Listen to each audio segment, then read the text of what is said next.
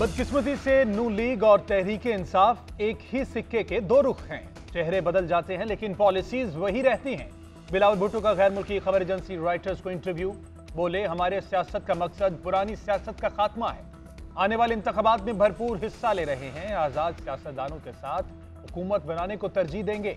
जो फैसले आज किए जाएंगे कल पाकिस्तानियों को उनके असरात मिलेंगे। 2/3 पाकिस्तानी 30 साल से कम है, मगर वज़ीर आज़म की औसत उम्र 61 साल है। बेहतर होगा कि नौजवानों को फैसले करने दिए जाएं। उम्मीद है हम इलेक्शन जीतकर सरप्राइज देंगे।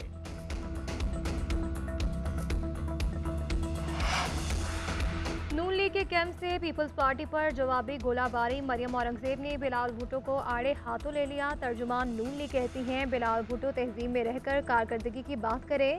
बोलना सबको आता है। हमने हमेशा इक़्तिदार और तहजीब की सियासत की।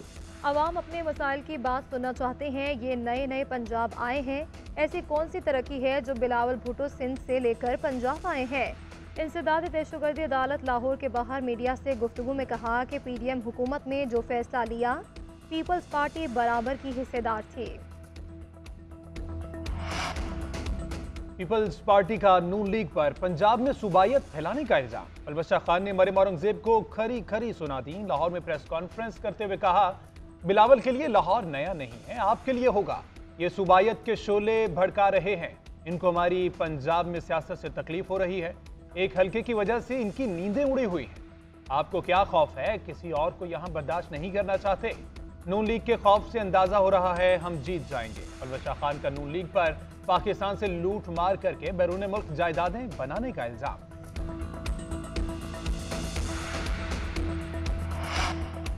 चौधरी शुजात ने परवेज इलाही को प्रेस कॉन्फ्रेंस का मशवरा दिया है। कहा है कि प्रेस कॉन्फ्रेंस कर दें तो रात को ही जेल से बाहर होंगे। मुनीस इलाही भी अगले दिन पाकिस्तान आ जाएंगे। परवेज इलाही की अहलिया कैसरा इलाही का इंडिपेंडेंट उर्दू को इंटरव्यू में दावा कहती हैं कि परवेज इलाही वज़ीर आला थे, तब भी उन्हें तोड़ने की कोशिश की गई। दबाव इतना ज़्यादा था कि वो परेशान हो गए थे, लेकिन अपनी बात पर कायम रहे। इसी वजह से मसाइल का सामना है।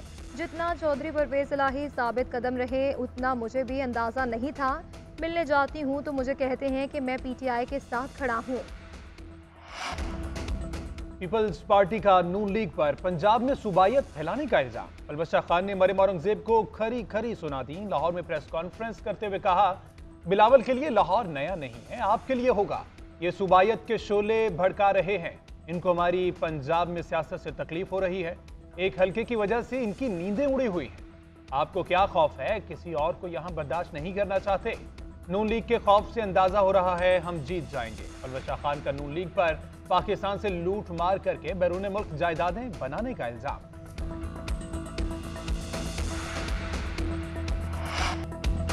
मुल्क में आम इंतखाबात में 15 रोज बाकी। सियासी जमातों की इंतखाबी मुहिम में तेजी। पार्टी कायदीन और उम्मीदवार वोटर्स को राम करने में मसरूफ। मुस्लिम लीग नून पंजाब के महाज पर सरगर्म। पंजाब से बाहर वाहिद जलसा नवाज शरीफ ने अपने हल्का मानसहरा में किया। आज भी पंजाब का मैदान तैयार। नवाज शरीफ ननकाना साहब में जलसा करेंगे। चेयरमैन पीपल्स पार्टी की नजरें भी पंजाब पर लग गई। मुख्तलिफ हल्कों में अवामी इज्तिमात से धुआंधार खिताबात जारी। सरगोदा में पंडाल सजा लिया। बिलावल भुट्टो जलसागाह पहुंच गए। कारकुनान की जानिब से वालेहाना इस्तकबाल। आसिफा भुट्टो भी भाई के शाना बेशाना NA 127 में इंतखाबी मुहिम की कमान संभाल ली।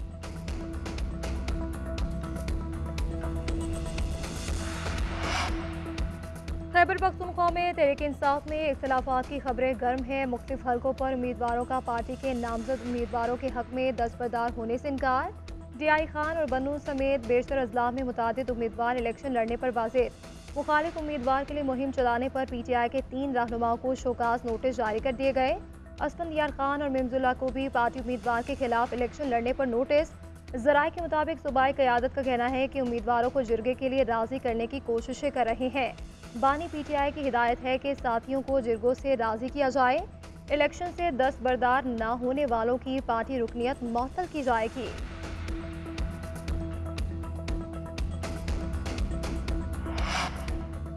नवाज शरीफ, याद रखें मैं डट कर खड़ी हूँ। अवाम के लिए जेल में बंद हूँ, मगर तहरीके इंसाफ मैदान में मौजूद है।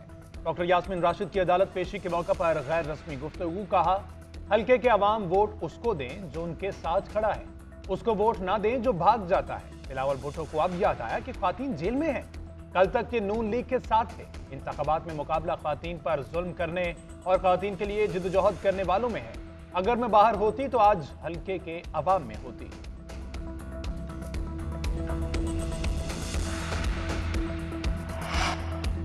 जिस पार्टी का मंशूर हमारी पार्टी के करीब होगा, इससे बात होगी। यूसुफ रजा गिलानी का ऐलान। कहते हैं कि हमारी हुकूमत होती तो 10 साल पहले ही अलहदा सराइकी सूबा बन गया होता।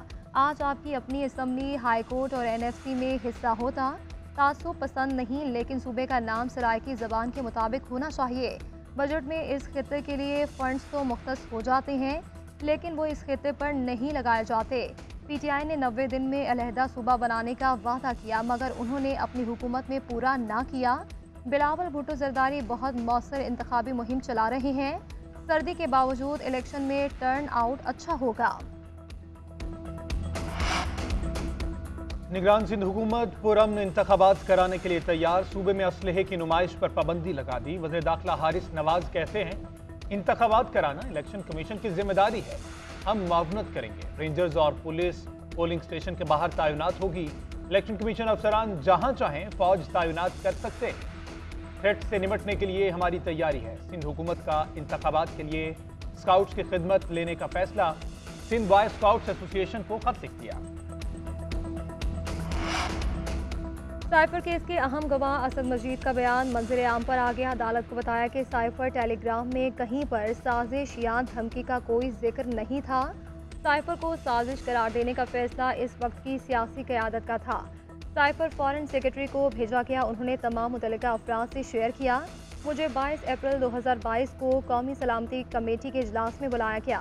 कमेटी ने पाकिस्तान में अमरीकी सफारतखाने और स्टेट डिपॉजिट वाशिंगटन को डिमॉलिश करने की सिफारिश की। कौमी सलामती कमेटी में फैसला हुआ कि साइफर कोई साजिश नहीं थी। वजारत खारिजा ने भी साइफर को साजिश करार नहीं दिया था। साइफर एपिसोड से पाकिस्तान और अमेरिका के ताल्लुकात शदीद मुतासिर हुए। साइफर को साजिश करार देना पाक अमेरिका ताल्लुकात के लिए सेटबैक था। इस्लामाबाद हाई कोर्ट में जेल ट्रायल के खिलाफ बानी PTI की दरख्वास्त। शोएब शाहीन ने मौके पर इख्तियार किया कि रेफरेंस दायर नहीं हुआ और ट्रायल का नोटिफिकेशन जारी कर दिया गया। नोटिफिकेशन 14 नवंबर और रेफरेंस 4 दिसंबर को हुआ। 2000 नोटिफिकेशन 28 नवंबर और रेफरेंस 20 दिसंबर को हुआ। नोटिफिकेशन और समरी के अमल को देखें तो गैर जरूरी जल्दबाजी वाजे है। नैब की दरख्वास्त पर एक ही दिन में समरी तैयार हुई और काबीना मंजूरी भी हो गई। मुल्क में बाकी सारे काम भी इतने तेजी से होते हैं तो कई मसाइल हल हो जाते। ट्रायल इतना ओपन है कि हमारे एक साथी वकील को अंदर जाने की इजाजत नहीं दी जाती।